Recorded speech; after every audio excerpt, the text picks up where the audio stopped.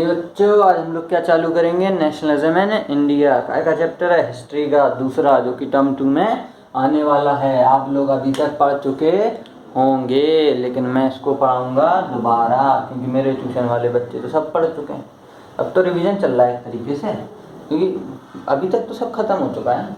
देखो, nationalism in India, आपके लिए मान के चलो ये सारी चीज़ें पुरानी जो याद करी हैं, रटी हैं, वो सारी चीज़ें भूल जाओ। अब अपन लोग इसको नए स्तर से चैप्टर पढ़ने जा रहे हैं, और भी ज़्यादा इंटरेस्टिंग तरीके से, और भी ज़्यादा फैक्ट, और भी ज़्यादा स्टेट्स मैं आपके सामने लेके आऊँगा। चलिए स्टार्ट करते हैं। नेशनलिज्म इन इंडिया, भाड़ में गया पूरा चैप्टर। पहले तो याद करो नेशनलिज्म क्या होता है।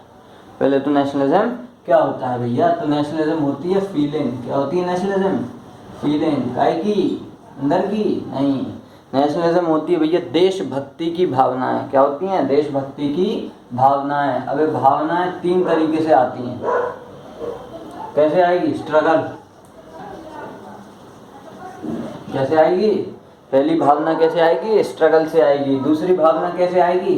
आपको अपना इतिहास पता होना चाहिए, तभी तो आपको पता चलेगा। अपने बाप दादा, उनके दादा परदादा, अखंड दादा, सबकी अगर कहानियाँ पढ़ोगे, उनने क्या स्ट्रगल किया है, तब तो तुम्हारे अंदर वो सीने में आग झुकेगी। वरना एक फालतू की जो आज़ादी मिल गई है तुमको फ्री में, उसमें तो तुमको ऊंचाइयाँ छूने का लग रहा है, तुमको गांधी जी बेवकूफ़ लगते हैं।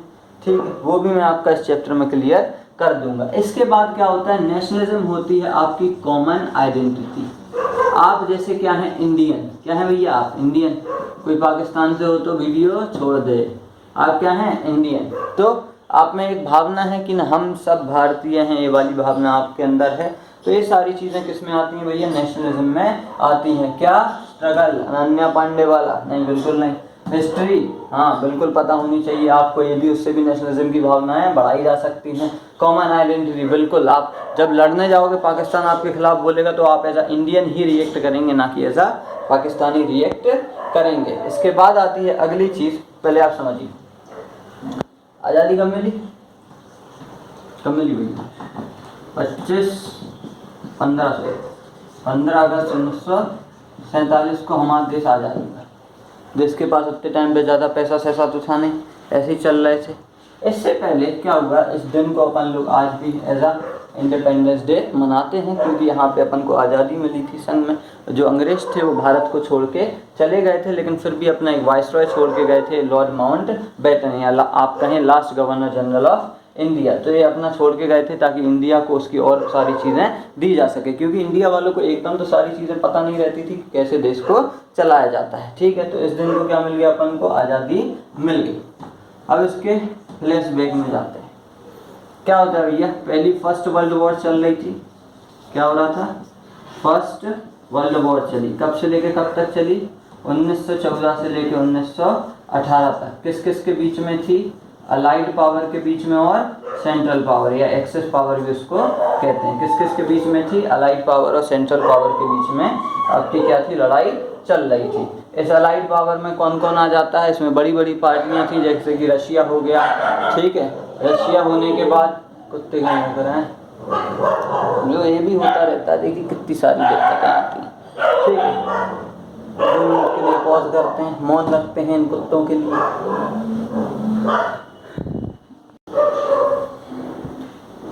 चलिए भैया, ब्रेक खत्म हुआ, बहुत कुत्तों ने भूख लिया। तो 1914 से लेकर 1918 के बीच में जो वर्ल्ड वॉर 1 हुई थी भैया, किस किस के बीच में हुई थी? अलाइड पावर और एक्सेस पावर के बीच में हुई थी। अलाइड पावर में बड़ी बड़ी पार्टियां थी, जैसे आप देखेंगे रशिया हो गया, यूएसएसआर उतने टाइम का।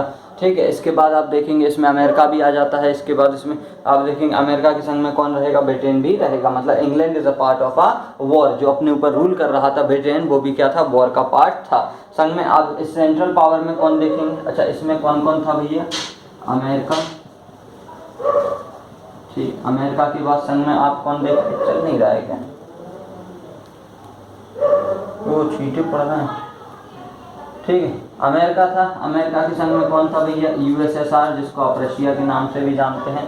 और संग में, इसके संग में एक और देश कौन सा था? वो था ब्रिटेन, जो कि आप एज अ इंग्लैंड भी उसको, ग्रेट वही चीज़ आती है, इंग्लैंड ही समझ लो एक तरीके से। इसमें कौन आता था? जर्मनी हो गया। ठीक है, और ऑस्ट्रिया हो गया, अब सही चलने लगा। हंगरी हो गया, सही चल रहा है। हंगरी हो गया। इसके बाद एक और इसमें क्या था, टर्की। कौन था भैया, टर्की, ओटोमन टर्की। टर्की के पीछे एक विवाद हुआ था जिसमें अपन लोग खिलाफत मूवमेंट के बारे में पढ़ेंगे। जर्मनी को पीस ट्रीटी साइन करवाई गई थी, जो कि आप फर्स्ट चैप्टर में पढ़ चुके होंगे। ठीक है, इतनी सारी चीज़ें हो जाती हैं। तो ये जो लड़ाई चली इसमें इंडिया ने तो पार्ट नहीं लिया, लेकिन ऐसा थोड़ी है कि इंडिया ने कुछ करा ही नहीं होगा इसमें, कि इंडिया का हस्तक्षेप इसमें ना रहा।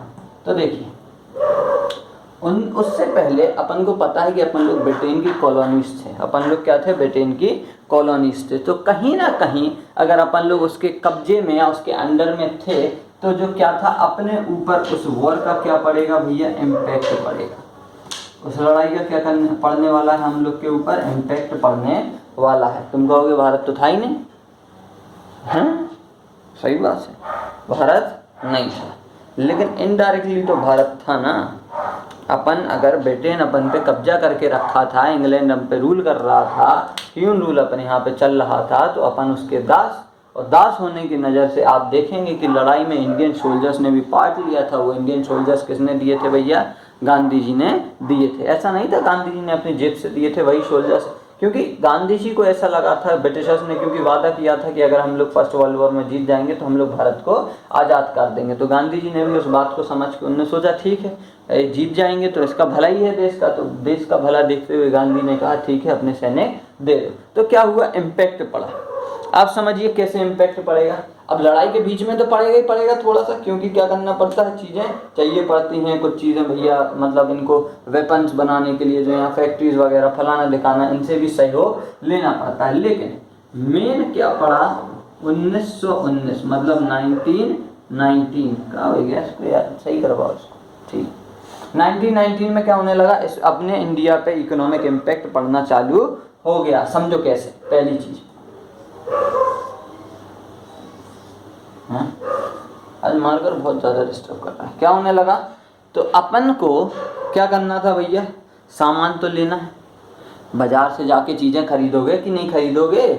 लेकिन वॉर के टाइम पे मैन्युफैक्चरिंग काय की होती है, आर्टिलरी, बंस, बंदूक, ठीक है, और भी बहुत सारी चीज़ें जो कि सिर्फ मिलिट्री के यूज़ की होती हैं। मतलब आम लोगों की ज़िंदगी के लिए जो चीज़ें चाहिए पड़ती हैं उसमें दिक्कत क्या होने लगी, उन सारी चीज़ों की ज़रूरत न, मतलब उन चीज़ों को कम मैन्युफैक्चरिंग करी जाती थी। अब उतने टाइम पे कपड़ा तो बनाएंगे नहीं, उतने टाइम पे वो चीज़ें बनाएंगे जो आर्मी के लिए इफेक्टिव होंगी। तो 1919 के बाद क्या होने लगता है, अब सामान भैया ले नहीं सकते, सामान समस्या कि चीज़ें क्या होती चली जा रही थी, महंगी होती चली जा रही। तो इसमें क्या हुआ, 1919 के बाद क्या चलाए गए, नेशनल मूवमेंट्स चलाए गए।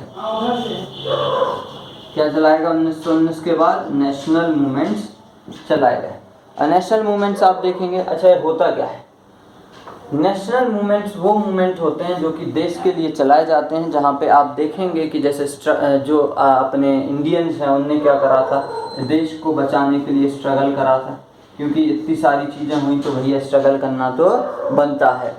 अनन्या पांडे ने भी स्ट्रगल करा था, बहुत ही ज़्यादा स्ट्रगल करा था। संग में आप देखेंगे कि जो स्ट्रगल था वो इतना ज़्यादा सोच भी नहीं सकते यार, उस टाइम पे होते तो शायद पता चलता।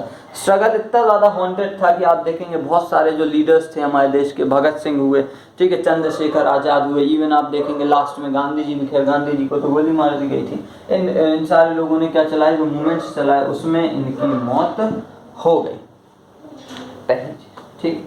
तो ये क्या होते हैं भैया, नेशनल मूवमेंट्स होते हैं। क्या चलता है, एक स्ट्रगल चलता है आज़ादी के लिए। खैर वो नेशनल मूवमेंट किसी भी कारण से चल सकता है, अभी जैसे फार्मर का भी एक तरीके से आप देखेंगे नेशनल मूवमेंट चल रहा था फार्म बिल के लिए, तो वो स्ट्रगल होती है किसी भी चीज़ के लिए, जैसे अनन्या पांडे ने भी स्ट्रगल करी है। इसके बाद दूसरी चीज़ आती है कि जब वॉर होती है तो अपने देश पे क्या आता है, एक इकोनॉमिक कंडीशन आ जाती है। वॉर होने से दूसरी चीज़ क्या होती है, इकोनॉमिक एंड पॉलिटिकल प्रेशर पड़ता है कंट्री पे, कि नहीं पड़ता है। इकोनॉमिक एंड पॉलिटिकल कंडीशन आना चालू हो जाती है। इकोनॉमिक मतलब पैसे, अर्थव्यवस्था से लेके, पॉलिटिकल मतलब पूरा गवर्नमेंट को चीज़ें संभालनी पड़ती हैं, तो उसमें भी समस्या होती है। अलग अलग तरीके से हर एक चीज़ का अलग अलग स्वभाव होता है। इसको मिटा देते हैं क्योंकि इसमें इकोनॉमिक और पॉलिटिकल पावर में अपन को बहुत सारा पढ़ना है भैया। मिट जा हाल आ गया सूखा वाला हिस्सा।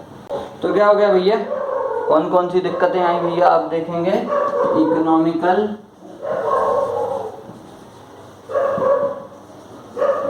एंड पॉलिटिकल दो तरीके की दिक्कतें आपको इसमें देखने को मिलेंगी। अब इकोनॉमिकल और पॉलिटिकल दिक्कतों में पहली दिक्कत क्या आती है, पहला आता है डिफेंस एक्सपेंडिचर।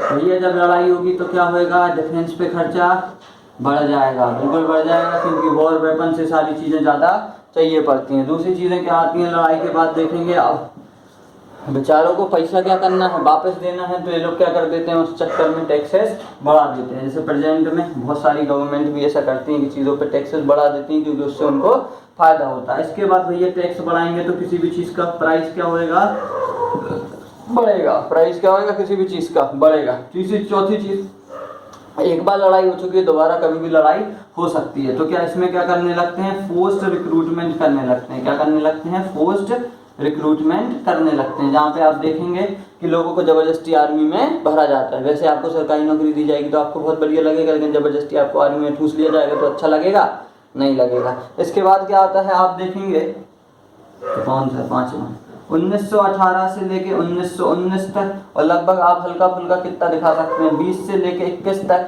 यहाँ पे क्या चल गया था, क्रॉप फेलर हो गया था। लो कास्ट और बहुत सारी चीज़ों की वजह से क्या होने लगा था, क्रॉप फेलर होने लगा था, जिसके पास किसान के पास पैसा नहीं आया तो वो टैक्स कहाँ से देगा, ये चीज़ लेकिन ब्रिटिशर्स को समझ में नहीं आ रही थी। इसके लिए क्या चलाया जाएगा, सत्याग्रह वगैरह गांधी जी के द्वारा चलाए जाएंगे। इसके बाद 6वीं चीज़ क्या आती है, आप देखेंगे उतनी टाइम पे एक बीमारी फैल गई थी, इन्फ्लुएंजा। कौन सी बीमारी फैल गई थी, इन्फ्लुएंजा। तुम लोग कहोगे देखा होता सर जी, बाहर तो पढ़िए नहीं, वेरी गुड। इन्फ्लुएंजा होती है भैया वो डिजीज जो आपकी रेस्पिरेटरी ऑर्गन को इफेक्ट करती है। क्या करती है भैया, रेस्पिरेटरी ऑर्गन को इफेक्ट करती है। वो डिजीज कौन सी होती है, इन्फ्लुएंजा होती है। जैसे कोरोना वायरस भी क्या है, एक डिजीज है जो कि रेस्पिरेटरी ऑर्गन को इम्पैक्ट करती है। वैसे इन्फ्लुएंजा भी क्या है, एक डिजीज है जो कि रेस्पिरेटरी ऑर्गन को समस्या देती है। आई होप आपको यहाँ तक बात समझ में आ गई होगी ना।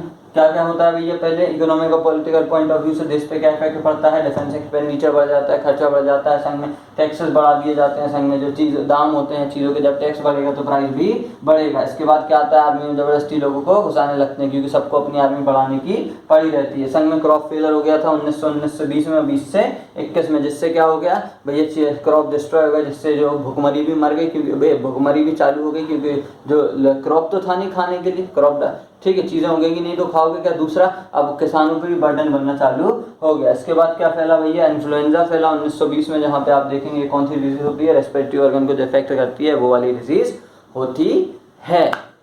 आई होप आपको ये सेशन पसंद आया होगा नेशनलिज्म इन इंडिया को लेके। अब हम लोग मिलेंगे अगले पार्ट में, जहाँ पे हम लोग पढ़ेंगे आइडिया ऑफ सत्याग्रह के बारे में। Thanks for watching this video.